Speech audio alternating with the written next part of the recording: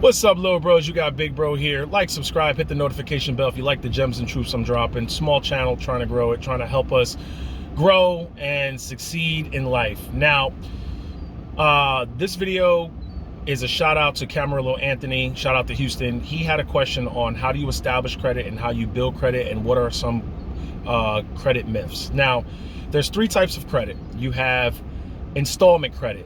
That's anything that has a fixed interest rate. A home loan, an auto loan, a personal loan, a student loan. I don't know if I said that. That's like a fixed rate. Anything that's not variable, that is an installment loan. Pretty much where, say you buy a car for 5 years and you have a term. You already set up a term. You're paying $300 a month at 4.1%. Jerome Powell and his lackeys and his crooks can't mess with you with the interest rates hiked because you already locked it in. Same people who locked in those low interest rates on homes. Now, the second one is a revolving. That's revolving debt. That's the worst type of debt. Here's why. When you have a credit card or any type of revolving debt or variable debt, Jerome Powell can dictate, or the Fed can dictate how much money you got to pay back. So say you charge $10,000 and your interest rate is 12.49.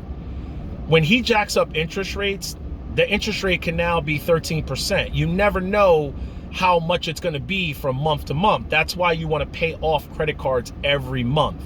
Okay, that's why you never want a variable interest rate. That's how people got screwed back when they took out these ninja loans, because they didn't realize that it was a rate where it was fixed rate for 5 years, and then it was a jumbo loan where the interest rates, if the interest rates went up a little bit, they got screwed where their interest rates on their houses went up, and it pretty much, they couldn't afford to live in their homes no more. So you never want to really do a variable interest loan unless you can pay it off every month, that total amount every month. And then the third one, I really don't understand it too much. I believe that's called open debt, or open loan. Maybe somebody in the comments can explain it better. What that is, I believe that's if you take a loan out on your credit card. See, here's the thing. A lot of people think if they have a $20,000 credit card limit that they can borrow $20,000 in cash. That's not how that works. You may have a fixed amount that you can borrow as a percentage on your credit card, but I believe you got to pay that back that same month. If you don't, you get hit with some crazy type of like 30% interest. That's the third type of loan. Now, here's how you establish credit. You establish credit by, I know there's a lot of people that say it's a catch-22. How do I get a credit card? I keep getting denied because I don't have any credit, but how do I establish credit if they won't give me a credit card? You got to start small. What I did was start with a gas card. I started with a Sunoco gas card. I think my limit was like $200. I started with gas slowly. Every time I charge gas, so say my limit was $200, and I charged $104 worth of gas. I would make sure I pay that off every month. So slowly you're building credit. It's gonna take time, okay? It's gonna take time. Then maybe after 6 months, I would go to like a Best Buy, an Apple, an electronics store, not a store like a Louis Vuitton clothing store. Would you like to open up, an American Eagle credit card for clothes? No, I wouldn't do that. I would open up a loan where, say it's a 1 year interest-free loan for an iPad or a TV. Even though you have the money for it, I would open up a 1 year, like any promotion they're offering. Like right now is probably a really good time around Christmas. They'll say, all right, do you want to buy this TV? Or we're running a special. You open up a Best Buy credit card. You could put the TV on this and there's no interest for 2 years. Now, you already have a credit history because you have that gas card, so you're more likely going to get approved for that store card. Take your time and pay that credit card off. Take advantage of the 0% financing, but make sure you pay it off before the time is done, because they'll hit you with all that back interest that they didn't charge you. Now, one of the myths is you want to keep carrying a balance because that's how you establish credit. No, I've never carried a balance in the past 7 years, and my credit has gone up. Now, here's what you do. Make sure once you pay off that credit card of that store, right? Now you can start going to big credit card companies like Capital One. Capital One is a very good starting credit card for people who don't have a lot of credit. I would start with Capital One. Be careful with credit cards. Make sure you pay them off every month. That's how you establish good credit. Make sure you pay off the balances. This is how people get themselves in trouble, because they start taking the credit card and going out to Taco Bell and McDonald's. No, you get necessities. If you need gas, now you don't use that gas card anymore. You use that Capital One credit card for gas. Remember, you're paying that gas card off every month anyway. Now you put that on your Capital One MasterCard or your Visa. You do it that way.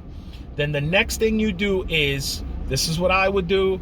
If you need an apartment, now you run your credit for an apartment. Make sure you pay your rent on time.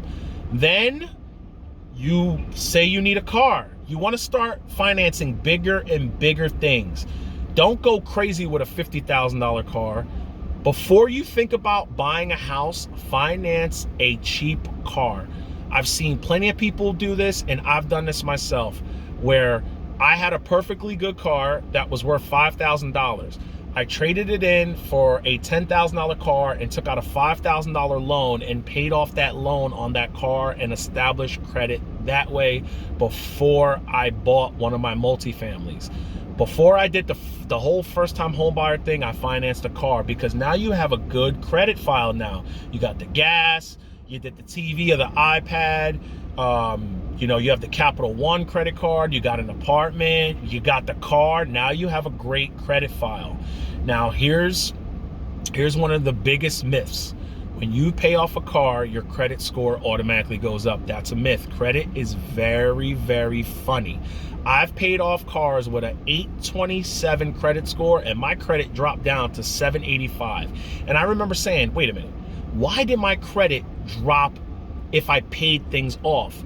Because the way the credit bureau looks at you is, you're now risky. You're risky. You have no credit card debt.